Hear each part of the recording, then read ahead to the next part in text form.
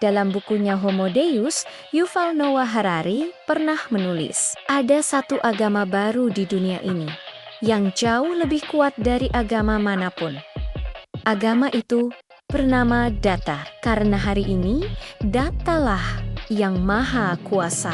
Ia bisa menentukan siapa yang terkenal, siapa yang kaya, bahkan siapa yang harus kita benci. Dan kita, para penggunanya, tunduk kepadanya dengan penuh ketakwaan digital. Mungkin terdengar berlebihan, tapi coba lihat diri kita sekarang.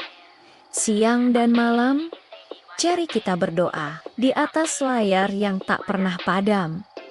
Ini bukan lagi sekadar teknologi, ini adalah iman baru. Arthur C. Clarke pernah berkata, teknologi yang sangat canggih tak ada bedanya dengan sihir. Dan bukankah media sosial hari ini pun seperti sihir? Kita tersihir untuk tidak lepas darinya, duduk berjam-jam tanpa bergerak. Yang bergerak hanya jari kita. Dalam film The Social Dilemma, manusia digambarkan seperti boneka voodoo yang dikendalikan algoritma di balik layar. Disuruh klik, disuruh like, disuruh scroll, sampai para psikolog menamainya zombie scrolling. Scroll tanpa sadar, scroll tanpa tujuan, sampai otak kita benar-benar mati rasa. Dalam dunia medis, fenomena ini mirip dengan OCD, Obsessive Compulsive Disorder. Dorongan tak terkendali untuk melakukan hal yang sama lagi, dan lagi, dan lagi. Tapi bedanya, penyakit ini tak menyerang tubuh kita.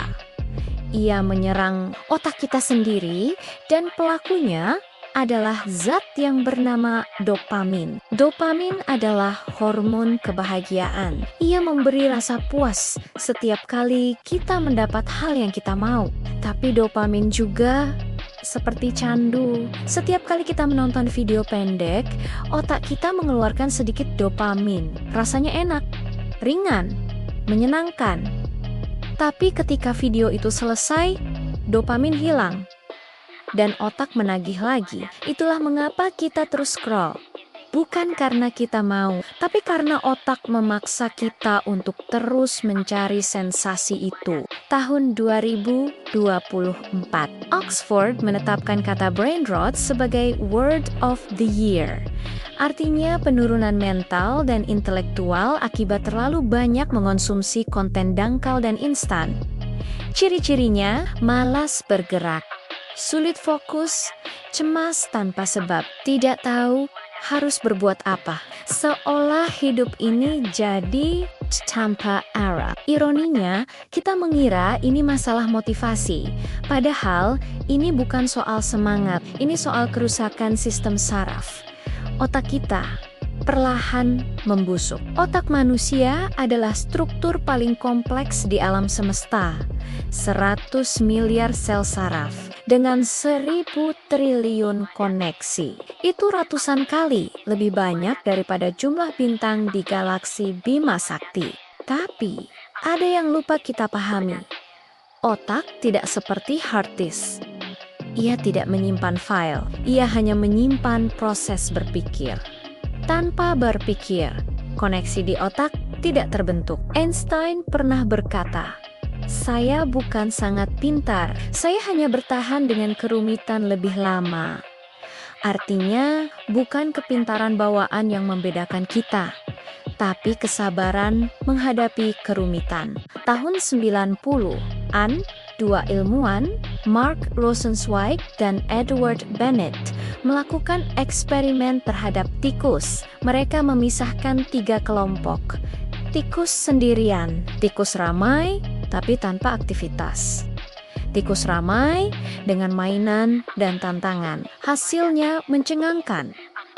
Otak tikus yang bermain dan beraktivitas lebih, artinya otak bisa berubah tergantung lingkungan dan kebiasaannya. Fenomena ini disebut neuroplasticity dan kebalikannya juga benar. Jika kita berhenti berpikir, berhenti tertantang, koneksi antar sel otak mulai putus, sebuah proses yang disebut synaptic pruning, inilah asal mula brain drop. Otak manusia punya batas yang disebut cognitive load. Jika informasi datang terlalu cepat, terlalu banyak, otak akan kelebihan beban. Akibatnya, kita jadi mudah stres, sulit fokus, bahkan cepat lupa kenapa kita membuka HP tadi. Para psikolog menyebutnya attention span collapse, kemampuan fokus manusia yang terus menurun setiap tahun, dan media sosial tahu itu. Karena semakin pendek fokus kita, semakin mudah kita dikendalikan, maka tembok digital punya satu tantangan untuk kamu. Selama 1 bulan, coba hapus semua aplikasi media sosial dari HP-mu. Pergi ke toko buku, pilih satu buku, apapun yang benar-benar menarik hatimu. Tapi jangan beli online, jangan baca PDF-nya. Beli pakai langkah kakimu sendiri. Baca buku itu sampai selesai. Setelah itu, rasakan sendiri perubahan di otakmu. Mungkin kamu akan kembali menemukan sesuatu yang selama ini hilang, yaitu dirimu sendiri. Karena otak yang kamu punya bukan diciptakan untuk menelan hal instan, tapi untuk berpikir, untuk berproses, untuk hidup sepenuhnya.